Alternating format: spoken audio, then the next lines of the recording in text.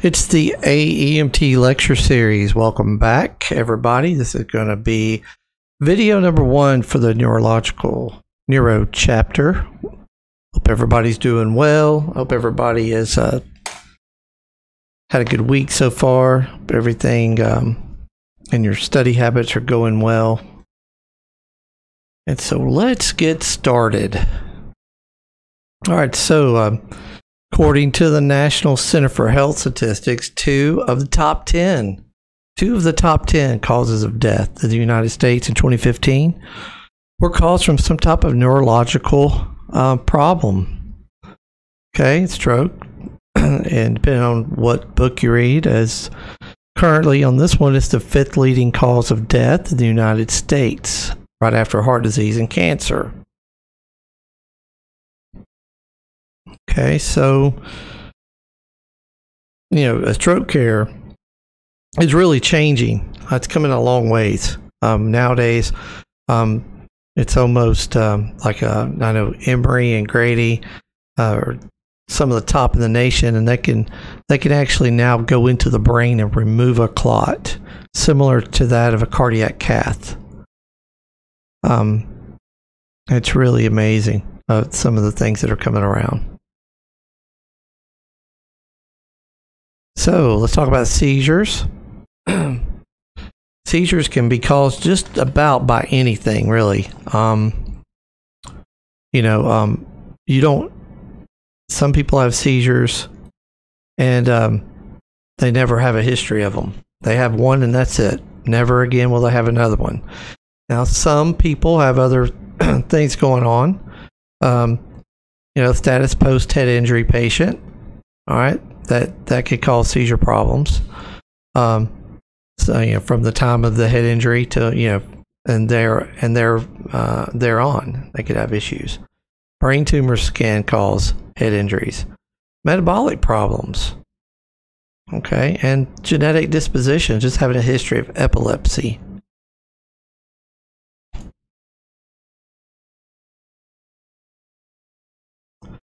Altered mental status can mean a lot of things too, right? Altered mental status, someone who's intoxicated can have a GCS of 14. So we can go from that to, severe head injuries. And I think that's some of the problem really in our care, is because it's so wide.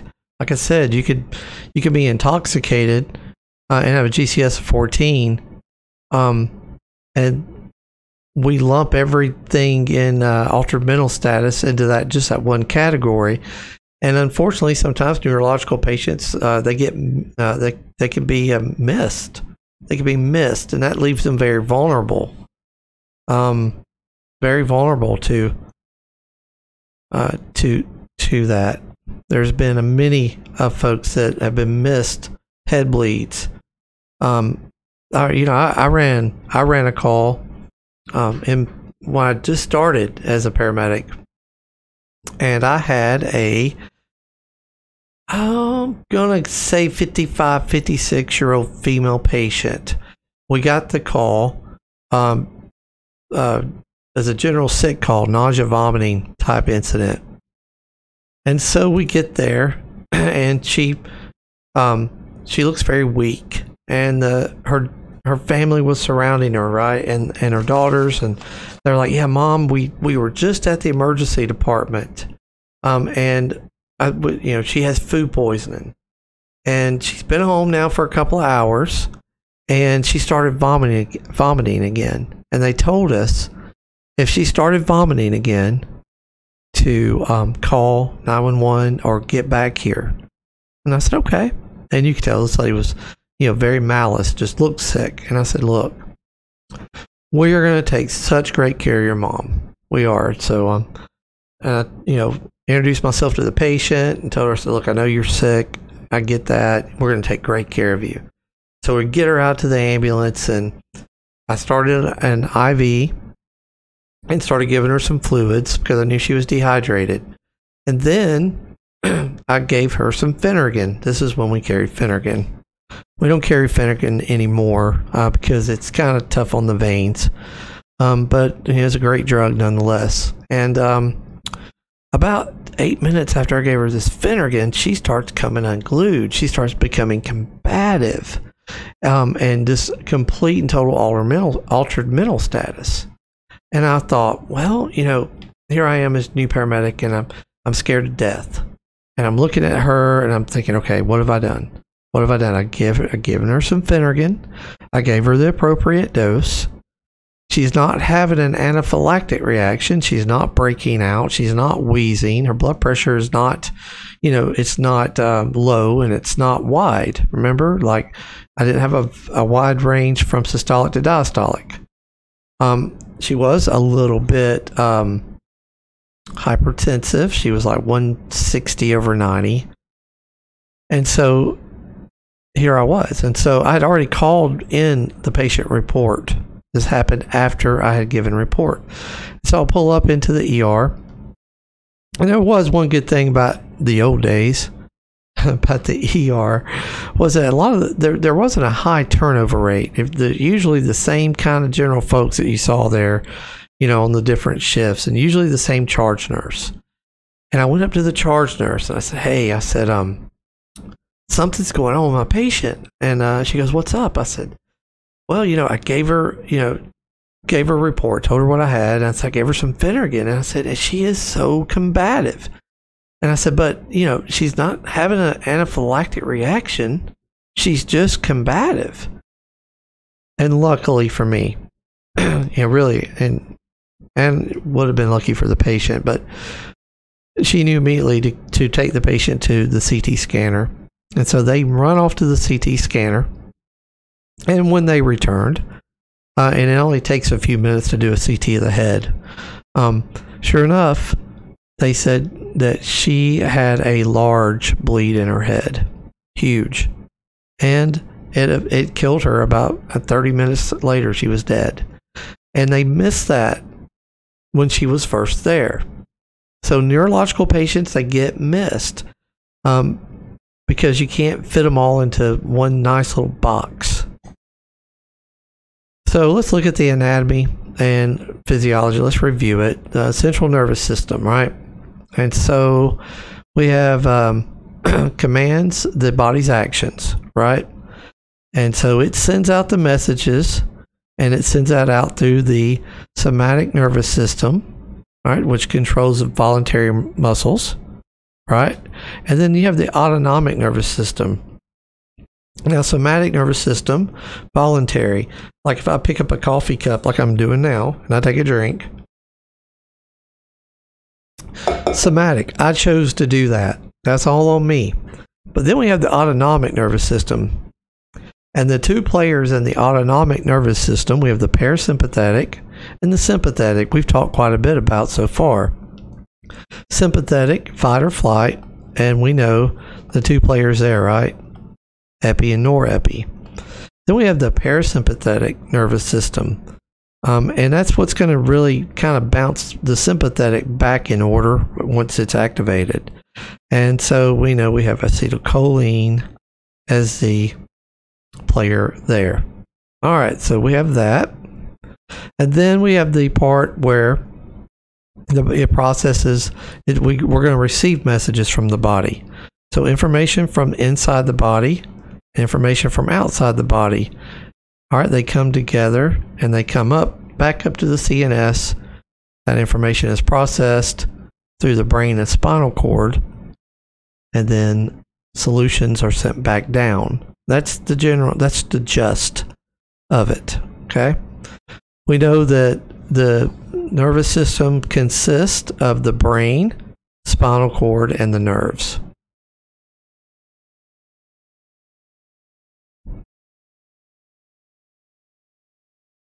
All right. We know, just reviewing here, responsible for fundamental functions, fundamental breathing, pretty fundamental, right? Breathing, heart rate, that sort of thing. The major structures of the nervous system, right, are divided into central, right, and peripheral. And we've already discussed that. All right, so here's your brain. All right, here's your cerebrium. Here's your skull. All right, brainstem. Cerebellum and the spinal cord. All right, brainstem, what's it do? All right, well, we know the function of the brainstem, right, is breathing.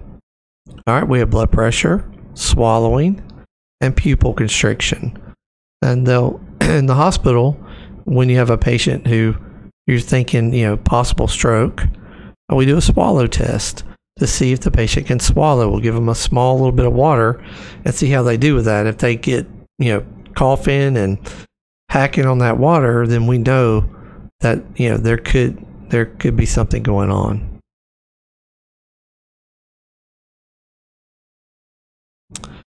Let's talk about the cerebellum and its function. It controls muscle and body coordination. Okay? All right. And then we have the cerebrium. All right. And on the cerebrium, no, that's not the cerebellum. We're talking about the cerebrium. Divided into right and left hemispheres. Okay? And we can break that down and talk about front, middle, back. And the front is going to control motion and thought. That's the reason why sometimes you'll see questions like, motor vehicle collision, driver unrestrained, struck from the rear, has redness on his or her forehead, right? Could be hematoma. And the patient's going to sign a refusal. But during the signing the refusal, the patient becomes very emotional. Okay, very emotional, and you can call that, call it whatever emotion you want to call it: crying, mad, angry, whatever. Or their thought doesn't seem to be very good, or not very good, very normal. And so the question might read, what do you do? And I think that the correct answer would be that if the patient signs a refusal, fine, but hang out, and see what's happening, because that patient meets a certain criteria, right? And it could be a cerebrum type injury. The middle controls touch and movement. Okay, I'm on a same question on there, right? And that question too may say it may not even ask about refusal. It may say, what part of the brain do you suspect is injured? After, that gives you the part about the emotion. Now on this one, it could say something like, okay, the patient, same scenario, and we have the middle controls the touch and movement.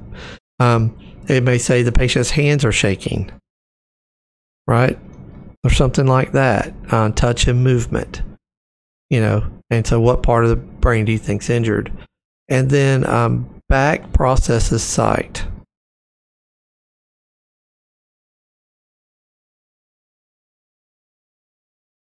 All right, so the message is sent to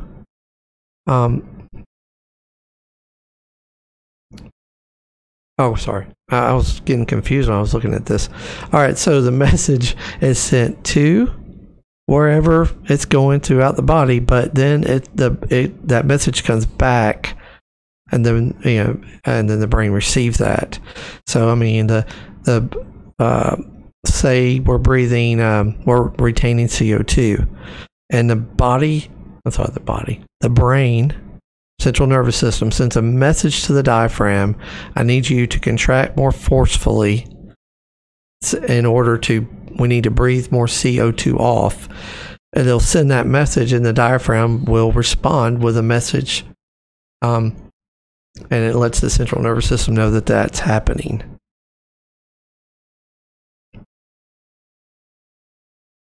So we have the cranial nerves. All right. And then we have nerves that join in the spinal cord and exit through the brain through the foramen magnum. Now, remember what the foramen magnum is? That large gaping hole, right? And that allows for the spinal cord and all the nerves to go through that.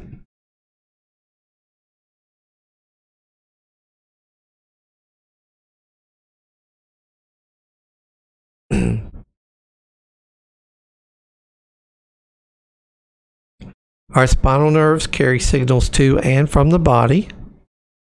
All right, so we have areas of skin sensation corresponding to, the specific spinal nerves, and those are called dermatomes.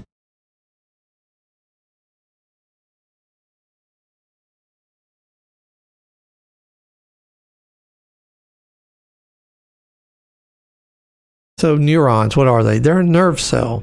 Okay, neurons are nerve cells, and they're like they're the fundamental element of the nervous system. Okay, and they're composed of three basic parts. Okay, three basic parts: the cell body, the axon, and then the dendrites. All right, so let's see here. Cell body. Hang on one second. All right, so the cell body. All right, so that's basically going to contain your nucleus. Right.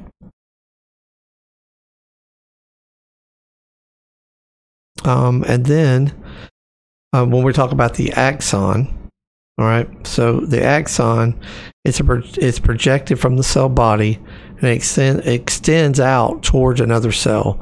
It's carrying signals away from the neuron. All right, so let me do this here. Here's your cell body, which pretty much contains the nucleus, right? And then, this guy's got little branches.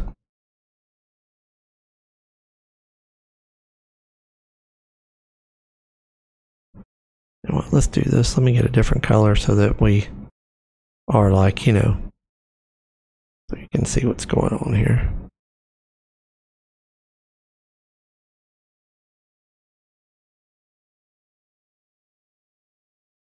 Okay, so this is going to be how this kind of looks here. We're drawing like the axon, sort of. All right. Bam. Now, let me just erase this because I got to draw something else right here. Look at me. Look at me and this pen. You would never have guessed it that I would be jacked up with it. All right. All right, there's your nucleus. All right, so there's the cell body. Now the axon is going to look a little different. And basically what the axon does, different color here, maybe we'll go with this one. All right, so when we're talking about the axon, it projects from the cell body and extends towards another cell, carrying signals away from the neuron. So we're going to project this thing out from the cell body. Okay. So this right here will be your axon.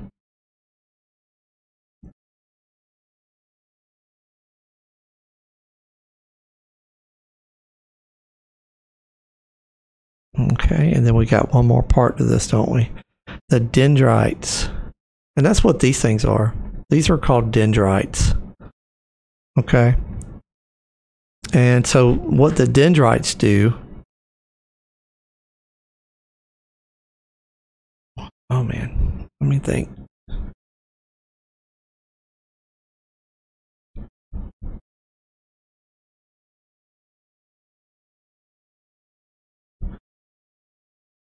And they interact, but I don't want to tell you right.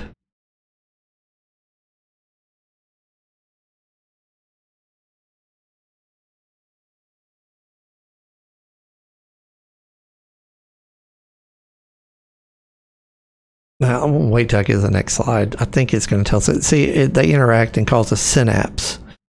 But I don't want to lead you wrong. I don't want to confuse you.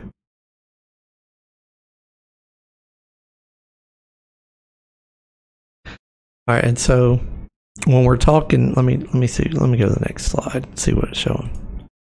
Here we go. All right, so neurotransmitters, right? Here's your axon. Here's your dendrites. Okay, this is a much better drawing. Here's your axon. Here's your cell body. That's got your nucleus. Here's your dendrites. And there's your synapse, right?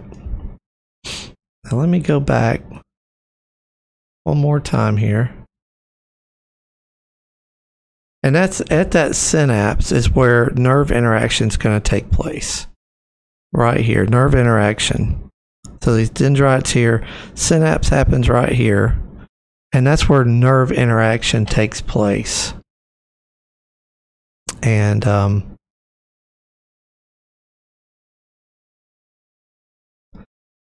they don't actually come in contact with one another either.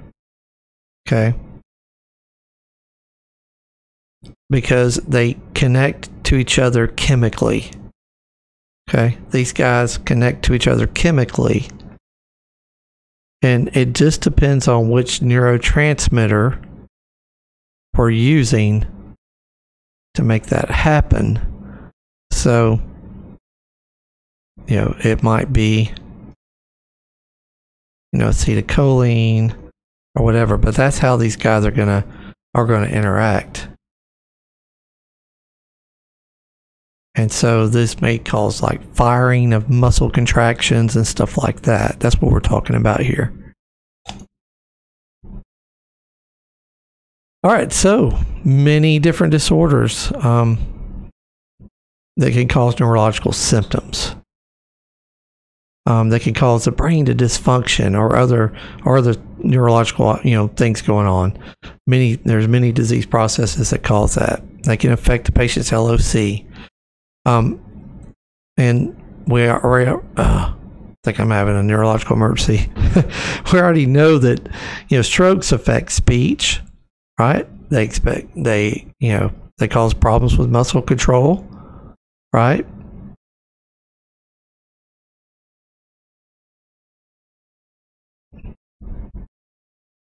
We have other brain disorders that, you know, that can include infection. All right. So, the one thing I'm trying to think of is it used to be the big thing on campus before COVID, meningitis. You know, meningitis. You have the meningenes in the brain, and add a little itis, and there you have it. And that's an infection that can cause a bad day, right? And you know, can't ever forget about the tumor. Every time you have a headache, you think you have a tumor.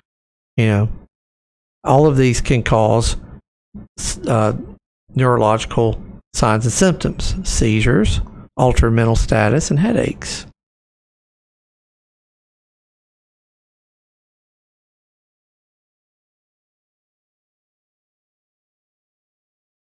And we already know that the brain's sensitive to oxygen. So that's the reason why glucose and oxygen are the kryptonite to the brain. Because if it can't make its own glucose and it can't make its own oxygen, right? And these two things right here, the brain responds to immediately when there's a problem with an altered mental status.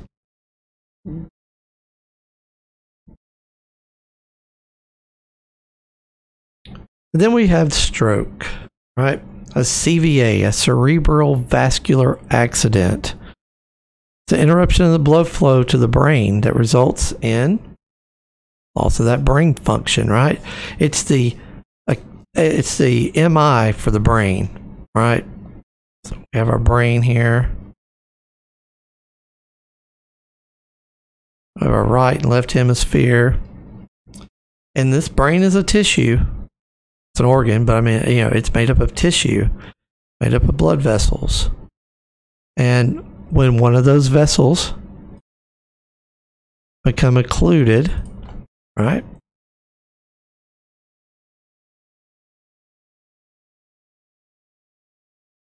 Then we slow that blood flow, and those brain cells don't get fed, and that's a problem. So we have to be able to recognize that. And so there's a couple of things that can happen. A couple of things that can happen to treat this. One, our treatment in the field is recognition. We have to recognize stroke. And I have a story on this. One of my best ever stroke recognitions. Okay, so I was running a call in an industrial area, and we get a call for a person down unconscious. And so we get there, and it's a big warehouse, and on the catapult is where the patient's at. And so we go up this tiny little catapult, little catwalk. And I get there, and sure enough, I got a patient laying supine. And it's loud in there. It's not too loud, but it's loud.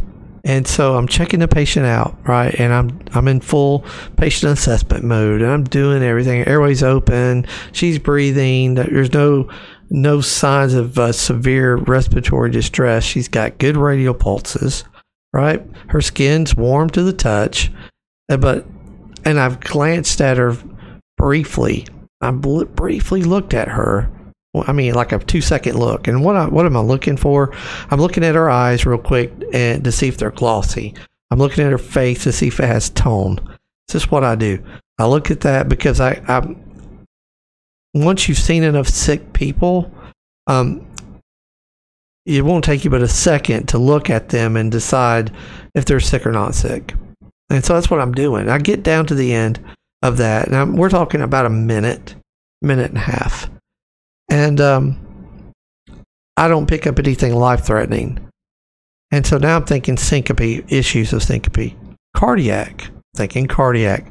I've asked her once, I said, ma'am, I had to lean down in her ear because it was that loud. And I said, my name's Mike. I'm a paramedic with the fire department. We're here to help you. Do you remember what happened?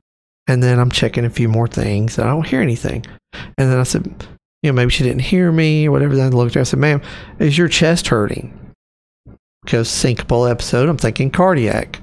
And I'm looking, I don't hear anything. And finally, I'm like, why is she not answering me? And I think I asked her one more thing.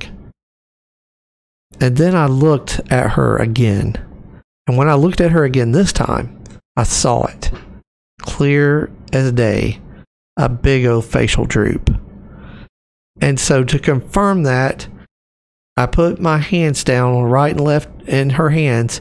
I said, ma'am, can you do me a favor? Squeeze my hands. She squeezed on the right. She nothing on the left. Asked her to move her left leg. She couldn't do it.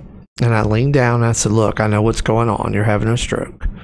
It's okay. We got you. And it's acute. So I know you're scared to death. We're going to get you off this. We're going to get you to the hospital. And we can possibly turn these symptoms around, okay? I just need you to trust me. And we're going to start getting you out of here. And we did. We got her down, got her to the ambulance. And I didn't take her to Doc in the Box ER. I didn't take her to some Band-Aid station. I took her to the appropriate neurological facility, and I took her to Grady. And they were able to reverse her symptoms. It was a win. Complete total win. So when I say our treatment in the field is to recognize, that's what we do. Because there's nothing else we can do. And now, so recognition is just, to me, is defibrillation. It's just as important. This patient would have had zero quality of life if I hadn't have recognized it, and I hadn't called a stroke alert, and I took her to the appropriate facility. If I took her to a hospital, and all these hospitals are called stroke certified, meaning they can give TPA, but they're not all neuro. They're not all a certain level of neuro, where like Grady and Emory, all right, Atlanta Medical Center too. You need to go to a facility that can help these people. And if I had taken her anywhere else, they would have kept her there for an hour and a half. and then they would have tried to get her to another hospital. They would have had to have had an accepting physician at one of those hospitals who would have accepted. They don't have to accept. They can say, we have too many patients. But if you go to a facility from us, EMS, if we go to that facility, then they take care of that patient. It's up to us. Of course, we don't. Once I noticed that stroke, I did not delay response. I got the patient as quick as I could on the road. All right. Bam.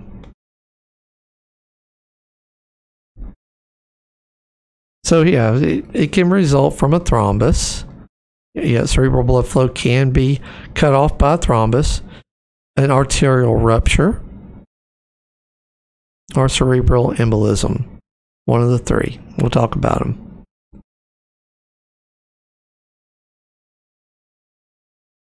And so when we're talking about these things, a thrombus is a clot that it's normally develops locally. All right, an arterial rupture is an actual rupture of the cerebral artery. And then a cerebral embolism, obstruction of a cerebral artery, is caused by a clot that was formed elsewhere. So these are your DVTs, okay? And they develop in your feet or whatever, your lower extremities, and they make their way all the way through the circulatory system to the brain, right? And they're small enough to make it through there, but they can't pass the brain, and that causes a stroke. An ischemic stroke, okay? So when we're talking about ischemic stroke, we're talking about, dying tissue. Okay. And that's what we're talking about. The vessel is blocked, and that tissue, like right here, here's your clot. And it's all good from here. But once you get here, this is ischemic. That's brain tissue that's dying. And when usually these are patients who they're not bleeding, they just have a clot.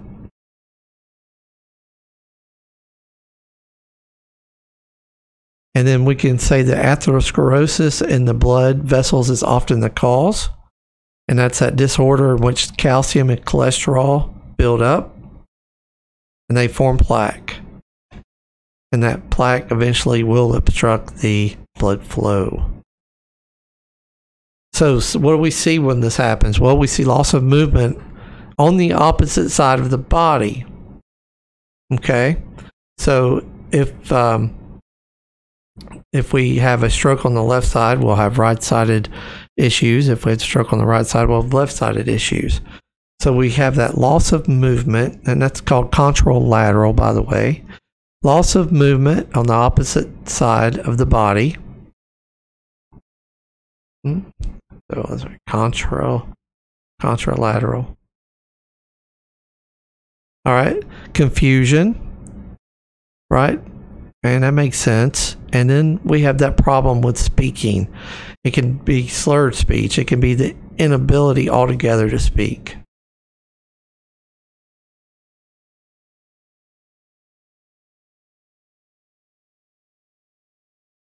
And it's pretty dramatic. It's a dramatic symptom.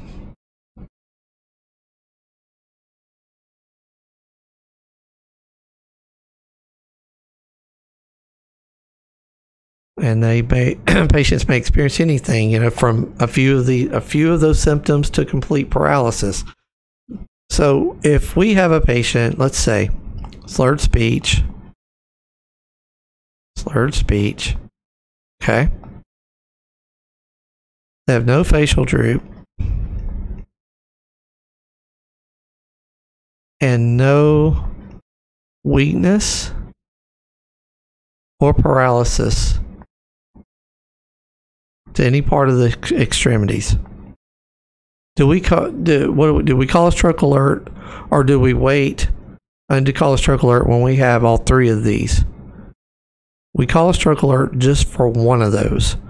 just for one of those. So I'll take an EMS report at hospital. And say, hey, this is Med 6. We're coming in with a 65-year-old female whose complaint is a headache. The patient's conscious. The patient's alert. Here's the vital signs.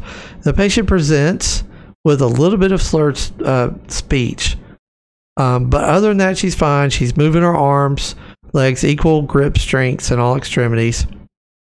And there's no obvious sign of a facial droop. We'll be with you guys in about 5 minutes. I'm like, okay, we're clear. Notify of any changes en route. Room assignment on arrival. And they're okay.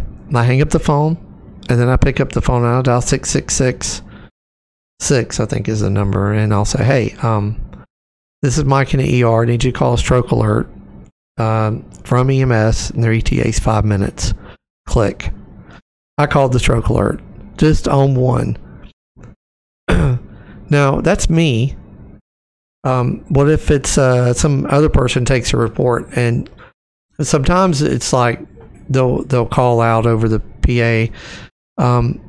EMS is holding to give report, meaning there's nobody up there to take the report because we're getting spanked. And so if I'm near the station or whatever, I'll just come up there and take the report. And what ends up happening, but I'm busy too. I've got like all kinds of stuff going on. So what if I didn't hear the slurred speech or whatever, and I just took the information? Then I would have missed calling in stroke alert. And EMS, it's our job. It's our job to recognize the possibility of a stroke and change that report around and call a stroke alert. Hey, this is Mike. I'm on engine 13. We're waiting on an ambulance, but I want to call and give you a patient report. Go ahead. All right, we're on the scene, a 55-year-old female. I'd like to call a stroke alert at this time. Patient's conscious, alert with a complaint of a headache. Patient's vital signs are to follow: blood pressure, blah, blah, pulse rate, blah, blah, and a little more blah, blah. 60-second stroke exam reveals the patient has slurred speech. Patient currently has equal grips, and there's no sign of a facial droop. However, we're going to go ahead and call a stroke alert. And once the ambulance gets here, they'll be loaded up, and they'll have an ETA of about 10 minutes. That's how you do that. That gives the hospital cues. One, I call a stroke alert. And what do I get at the hospital when I call a stroke alert? One, I get CT's attention over there. They're going to be like, okay, there's a stroke alert coming in. We get a bed, and we roll it down to CT, and we get a room ready. And so when EMS comes in, they come in through the doors, and they go straight to CT. I'll take a report in CT. I'll move the patient over to that bed. I'm sorry, to the CT scanner. I tell EMS, you need to sign anything? They're like, sure, I'll sign. See y'all later. They're gone. CT takes about 6 minutes. And then I receive the patient back on the ER stretcher, and then I come back to the room. And in between that, we get a blood sugar at the hospital too.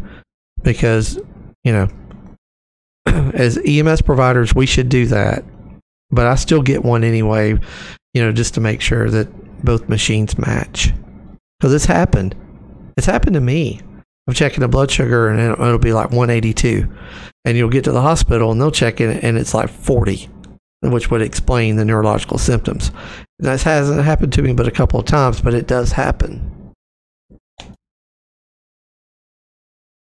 Hemorrhagic stroke. This is going to be from a bleeding vessel inside the brain. Now, we know that the skull, right, does not tolerate fluid because it doesn't. It's not made for any fluid. It's not like the abdomen where it can stretch. Any fluid in the skull, and the brain's going to react not very favorably to that. And then we deal with people with these folks usually have high risk factors. These are folks who are uncontrolled hypertension, they're non-compliant with meds, and things like that. Sudden onset of severe headache, and rapidly decreasing LOC. Intracranial pressure. Okay, so hemorrhagic strokes, they cause bleeding to the brain, and it puts that patient at risk for increased ICP. All right. And ICP, when it increases, it becomes the brain to become even more ischemic due to the pressure it's putting on the vessels. And we can say what can happen is the brain can actually herniate. And when we talk about herniation, it means that the brain is shifting. The shift of the intracranial contents, right? And it can shift left or right. And here's a picture of that. So, see how these are shifting over? We have increased ICP.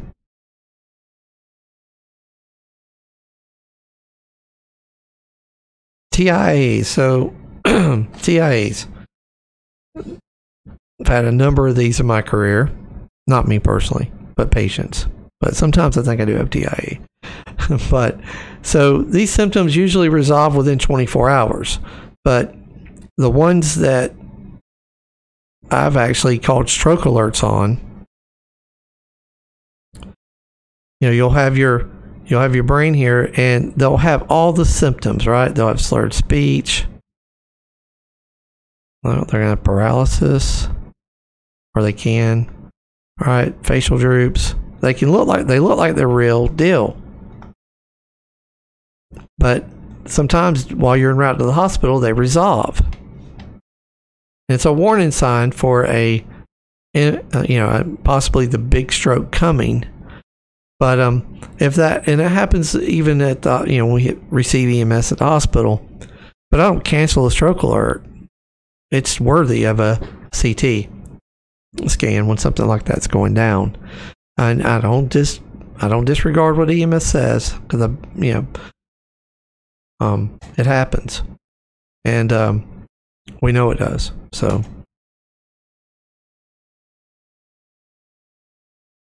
and we've covered the signs and symptoms here of stroke.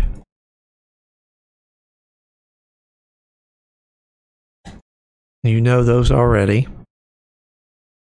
We can look at something specifics here, like left hemisphere problems. We have aphasia, paralysis on the right side. Remember, contralateral. So it's on the left. We're going to see symptoms on the right.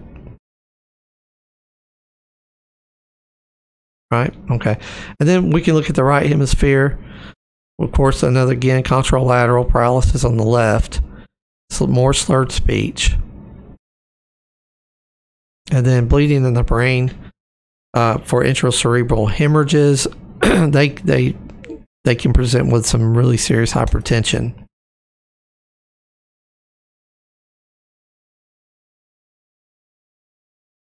Sometimes skull fractures can mimic a stroke, but I've never had somebody say, "Well, Mike, the good news was it wasn't a stroke. It was a skull fracture." So I wouldn't get too hung up on that. Now, these subdural epidural bleeds, yeah, they will get you.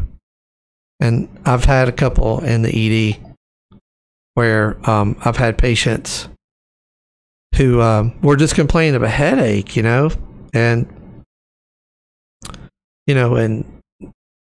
it's so weird because we'll get those headaches and we'll CT 1,000 of them, and we'll send 1,000 people to the CT scanner, and send them home. It's just a migraine, and right when you think it's all a bunch of BS, you'll send somebody to CT and they'll come back with a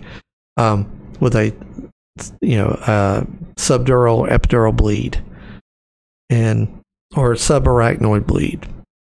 And so don't ever let your guard down. Don't ever do it. Just treat them as if they were bleeds.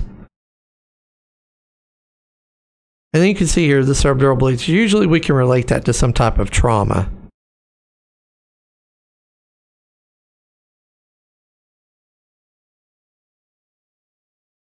seizures, right? So what we have is seizures is we just have an electrical misfiring emergency, right?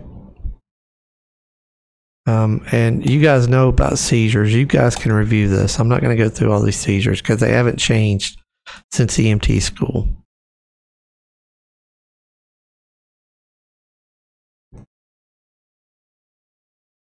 And then we have altered mental status. Again, you can't rule out anything in altered mental status. Some things that we should check for right off the bat that are easy to check for and easy to treat. Hypoglycemia. Are they hypoxic? Don't let your guard down on that either, because hypoxia will seriously make an altered mental status case. And if you don't treat hypoxemia, you're going to be held liable. So don't let your guard down on that. Intoxication is probably the worst problem for altered mental status, because you'll have everybody assume that they're just intoxicated when they're actually a diabetic or they're actually suffering from hypoxemia. Drug overdose, the same thing. Unrecognized head injury is the, I don't want to say, I was going to say the biggest. I'm not going to say that, but you definitely remember these. You always remember these. When you see even not your patient, you'll be in, you'll hear the story in the ER, or you'll see it from one of your coworkers. So don't be that. Recognize the possibility of a head injury.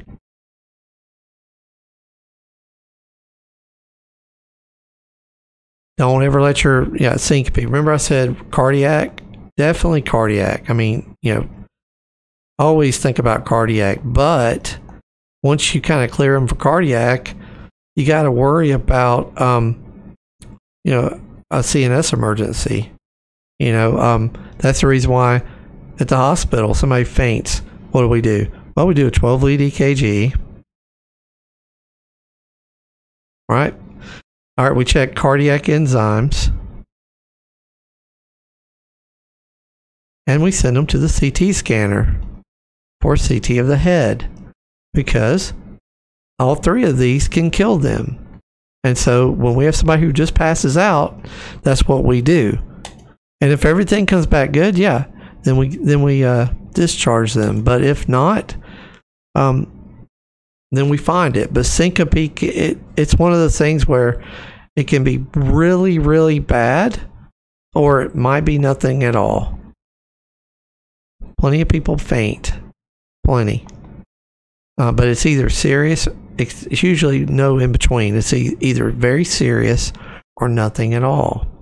I already mentioned cardiac rhythm, right? I mentioned cardiac again, dehydration, and we talked about hypoglycemia and vasovagal, right? And so that's people my age, right? You have the vagus nerve, and when we decide to go to the bathroom, sometimes we stimulate the vagus nerve. It causes bradycardia for a brief period, and we pass out. And it's resolved once we hit the ground. But it's hard to say it's that unless they tell you that story that I just told you. So that's something to think about. Then we have the whole headache thing, and nothing's changed really here. You have tension headaches, right? And that's caused by your muscle contractions in the head and neck. So these folks are going to have neck pain and a headache. Then you have your migraine, right? And that could be from causes of changes in the vessel size of the brain, cluster headaches, rare vascular headaches that occur in groups or clusters.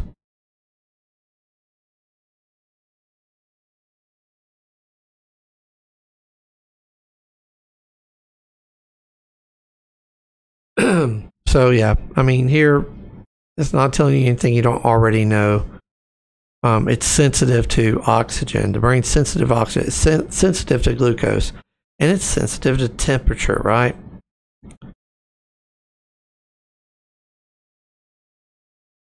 And so that's the kind of stuff that you look for to start ruling out problems. hypoxemia, hypo or hyperglycemia?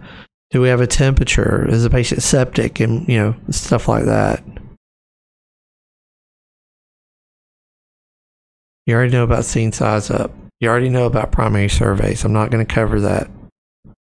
I will say transport decision needs to be, if you have a patient, obviously, who has a problem with their airway and they have an altered mental status, then yeah, left lateral recumbent if you're transporting.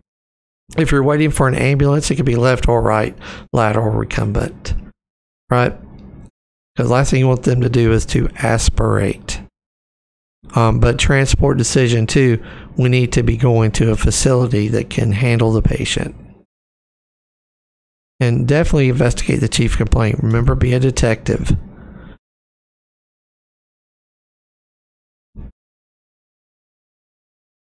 And you guys already know about the care for this stuff. You can review that.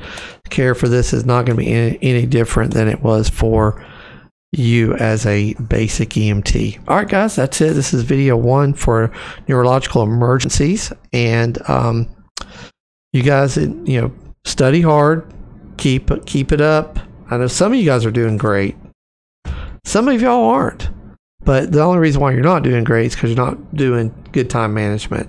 So let's do good time management, and let's do good on this next test, okay? Till next time, I'll see you later.